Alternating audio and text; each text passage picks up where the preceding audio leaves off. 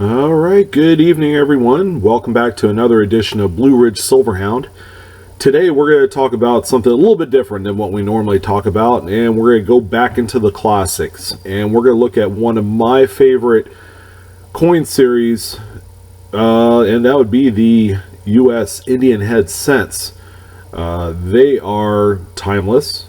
At one point or the other, I would say a lot of us have found one, or maybe one was passed over from a loved one.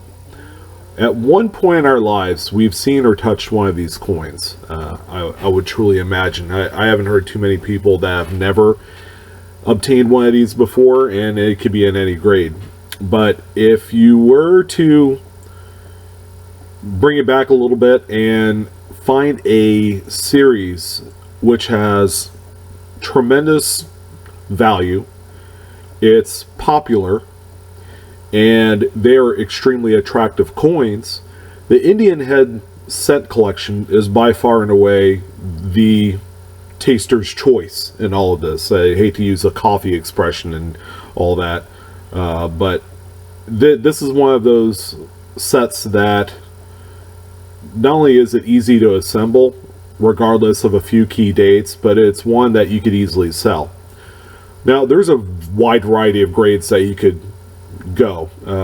Direction-wise, I mean, you could do a low ball collection. You could do something like right down the middle.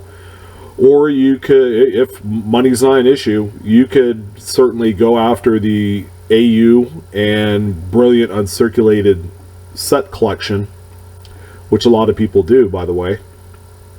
But if we were to think about one type of grade where it's the best of both worlds, it's going to be fun, attractive, affordable, and easy to liquidate in the future once you're done. Let's say you put together a really nice collection.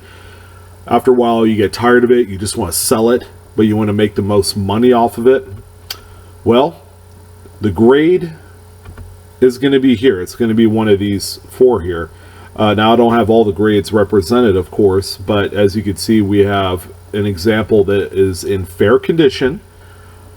Not a lot of detail left. You have a readable date. It says United States of America, in spite of the fact that "of" is completely missing, and a good deal of that top rim is also missing on the fair example.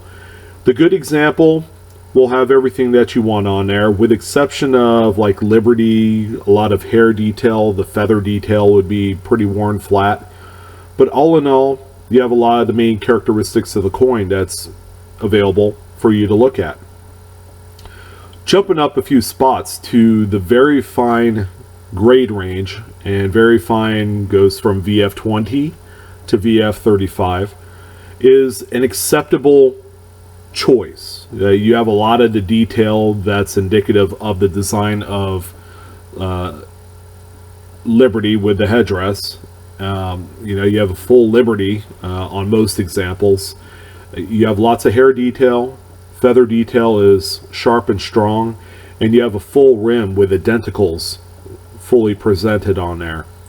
And then finally, we have this magnificent red-brown, brilliant, uncirculated condition coin, where, again, if money's not an object, this would definitely be the way to go. But again, we're looking at affordability, and if you're beginning to collect, you obviously have to choose something. And if you're going to assemble a set, you want to at least make sure that you put together a set that has a lot of continuity in it. It wouldn't make any sense to have a bunch of fair coins, a brilliant uncirculated in there. I mean, there's really no wrong way of assembling a set, but if you wanted to assemble a set that's more complete, build it around one specific type of grade.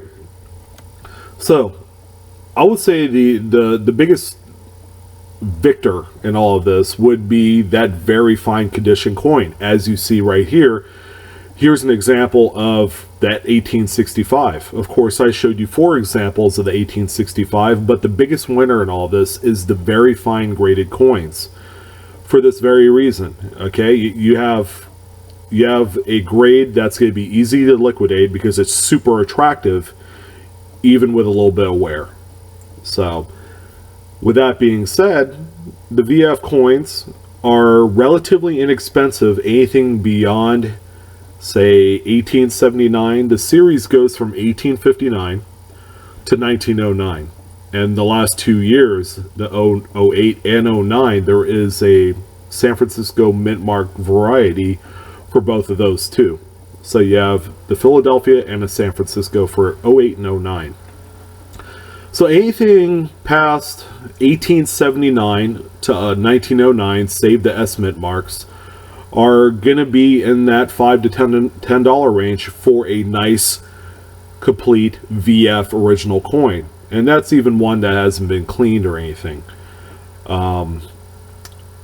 With all that said and done, you could easily put together a short set from 1880 to 1909 for around $100 to $150 in VF.